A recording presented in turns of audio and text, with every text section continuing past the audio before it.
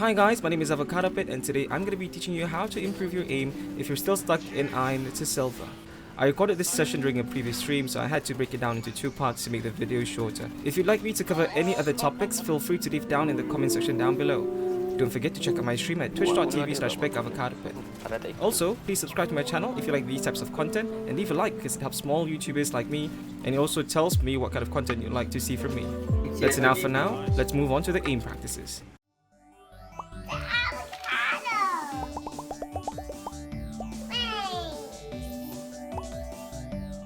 Alright, I'm going to be teaching you guys 4 basic practices, 2 for spraying and 2 for flicking. And they will be very basic because I feel what most lower rank players are struggling is the basic mechanics of the game.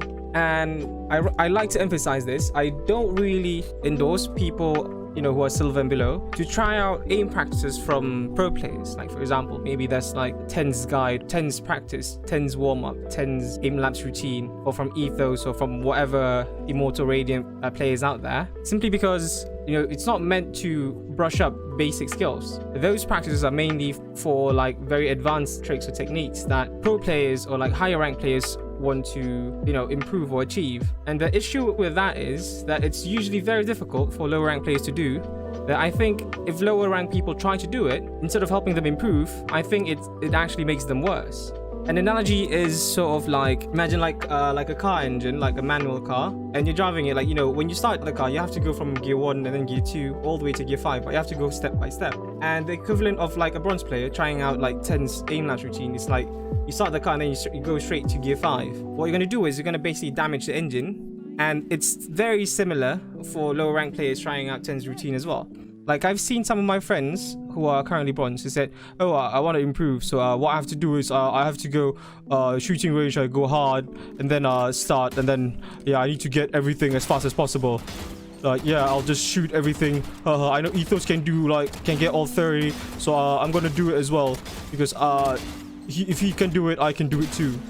Now the thing about that is that's the wrong mindset, because to be able to do all of this thing it's very fast, especially for low rank players, that it's gonna enforce bad habits into you.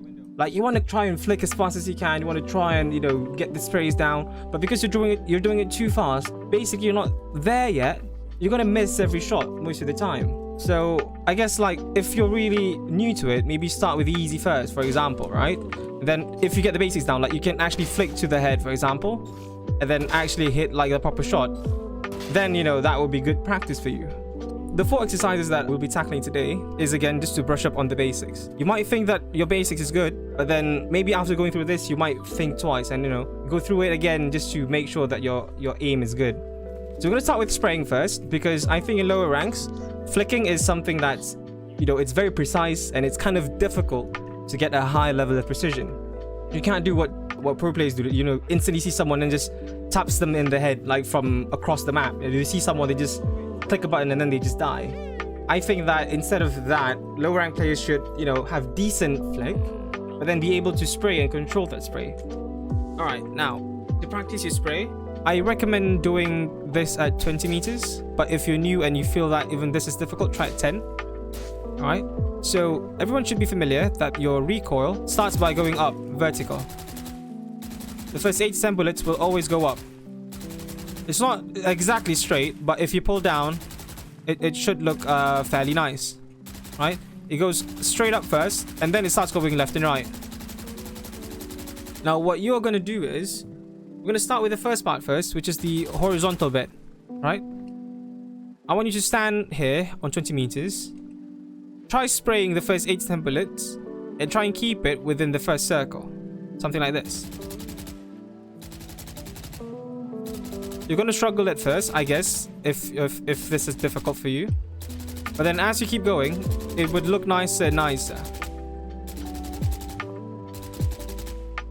Once you get the vertical part very nice in the first circle, you're going to tackle the left and right bit. So what you're going to do is, you're going to just spray, control the first 8 to 10 bullets. And then once it starts to go left and right, I want you guys to try and control it so that it stays within the second circle this time, because it's usually more difficult to control.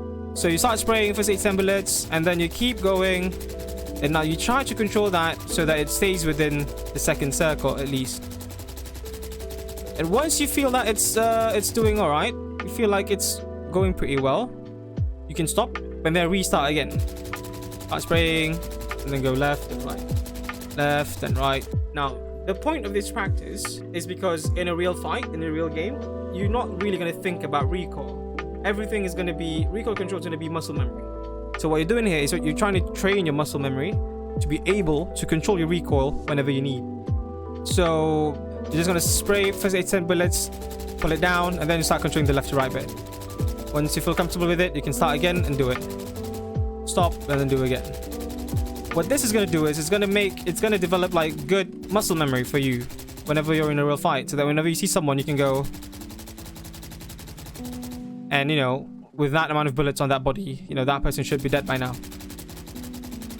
You know, there are times where you whiff, like someone is just standing in front of you and maybe they don't even see you because you're hiding in a corner. There are times where you start spraying and then you actually miss, or you're like, it's not hitting, something like that, maybe. So the point of this practice is to make sure that you're at least able to kill that person if they're stationary, all right? I forgot to mention, if it's too difficult, just do it on 10 first. Same restrictions. Try do the vertical part within the first circle, and then try and control the left and right so that it's within the second circle. If you can get everything within the first circle at 10 meters, then you can try push it back, and then basically try it from there. Okay, this next part is for when you see someone, right, and that guy is sort of running, and you're trying to shoot that person while that person's running. All right, like say for example, like you see these robots flying around, right? You want to try and spray them down while they're moving, and you want to try and make sure that they, you know, you get enough bullets on them that they die. So this practice is something that I come up with. It's you sort of stand somewhere here, right? And what you're going to do is there's going to be two markers, which is the plank and this corner. And you're going to spray from the corner to from the plank to the corner and back, make a straight line like this.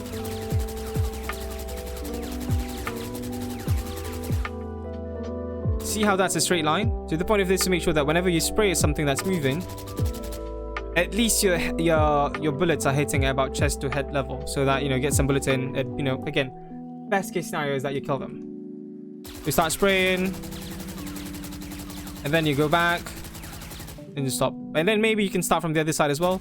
Start spraying, and then you go back, and then you stop. You can also go slower if you want. Try and get the straight line.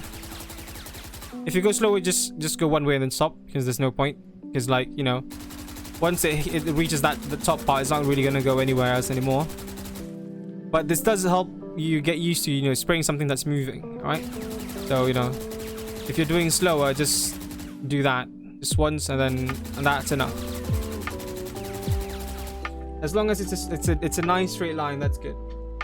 What you can also do is you can maybe stand somewhere here and do the same thing between like these two parts this time. We're just making a straight line from here to there.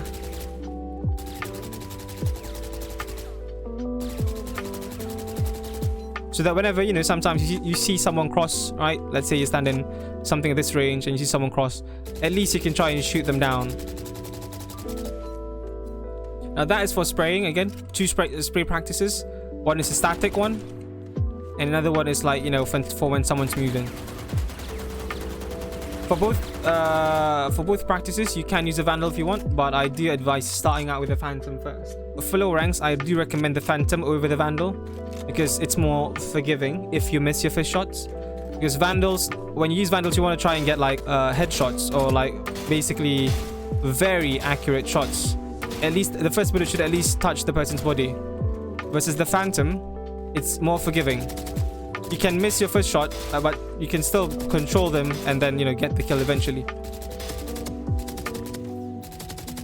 So if you see now, I'm just intentionally, you know, missing my first shot, but then I can still control the bullet and kill some people.